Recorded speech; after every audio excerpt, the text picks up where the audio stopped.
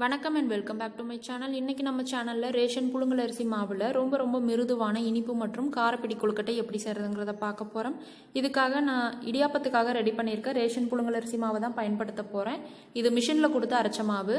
Already நம்ம ration புழுங்கல் அரிசியில் 6 மாதம் ஆனாலும் கெடாத இடியாப்ப மாவு எப்படி ரெடி பண்ணி ஸ்டோர் பண்ணுறதுன்ற வீடியோ போட்டிருந்தோம். நீங்கள் பார்க்கலைன்னா டிஸ்கிரிப்ஷன் பாக்ஸில் லிங்க் கொடுக்குறேன், நீங்கள் டச் பண்ணி பார்த்துக்கோங்க. இந்த மாவில் புட்டும் செய்யலாம், பூரண கொழுக்கட்டையும் செய்யலாம். ரொம்ப மிருதுவாக இருக்கும். இப்போ நம்ம இனிப்பு பிடி கொழுக்கட்டை செய்ய ஆரம்பிச்சிடலாம். 3/4 கப் அளவு வெல்லத்துக்கு 1 கப் தண்ணி சேர்த்துருக்கேன். இந்த வெல்லம் கரைஞ்சா போதும். நம்ம இதை வடிகட்டி வேற பாத்திரத்துக்கு ஷிஃப்ட் பண்ணிடலாம்.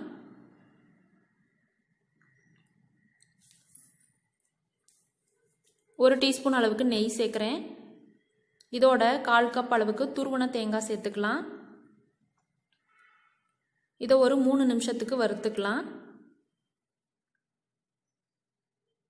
3 நிமிஷம் வறுத்துட்டு இதோட வெல்லம் தண்ணியை சேர்த்துடலாம். 2 ஏலக்காயை பொடி பண்ணி சேர்க்குறேன். தண்ணி நல்லா கொதிச்சதும் அடுப்பை லோ ஃப்ளேமில் வச்சுட்டு 1 கப் அளவுக்கு மாவு சேர்த்துக்கலாம். 1 கப் தண்ணிக்கு 1 கப் மாவு, அதுதான் ரேஷியோ. இப்போ அடுப்பை லோ ஃப்ளேம்லேயே வச்சுட்டு கிளறிக்கலாம். இந்த மாவு தண்ணியை நல்லா உறிஞ்சிற வரைக்கும் கிளறிக்கலாம்.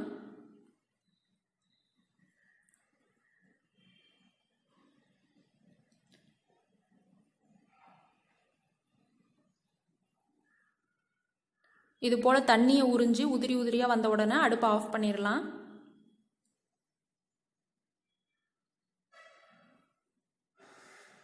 இதை ஒரு பாத்திரத்துக்கு மாற்றிட்டு கை சூடு பொறுக்கிற அளவுக்கு வந்த உடனே நம்ம கையிலேயே பிசைஞ்சிக்கலாம்.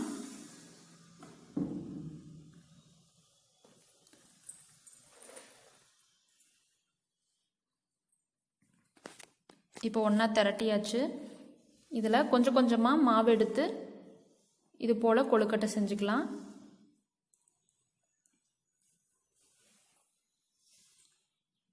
ஒன்றொன்னா இதே போல் பிடிச்சிட்டு இட்லி தட்டில் வச்சிடலாம்.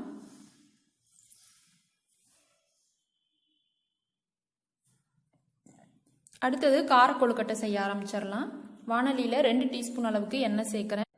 1/4 டீஸ்பூன் கடுகு சேர்த்துட்டு நல்லா பொரிஞ்சதும் 1 டீஸ்பூன் கடலைப்பருப்பு, 2 வரமிளகாயை கிள்ளி சேர்த்துக்கலாம். ஒரு 5-6 கருவேப்பிலையும் சேர்த்துக்கலாம். கடலைப்பருப்பு நல்லா பொன்னிறமாகிற வரைக்கும் வறுத்துக்கலாம். இதோட 1/4 கப் துருவன தேங்காயும் சேர்த்துக்கலாம். 2 நிமிஷம் எண்ணெயிலே வதக்கிக்கலாம். பொடியாக அரிஞ்ச மல்லி இலையும் சேர்த்துக்கலாம். மல்லி இலை சேர்த்துட்டு ஒரு நிமிஷத்துக்கு வதக்கிக்கலாம். இந்த மல்லி இலை நல்லா சுருங்கினதும் வேற பாத்திரத்துக்கு இந்த தாளிப்பை மாற்றி வச்சிடலாம்.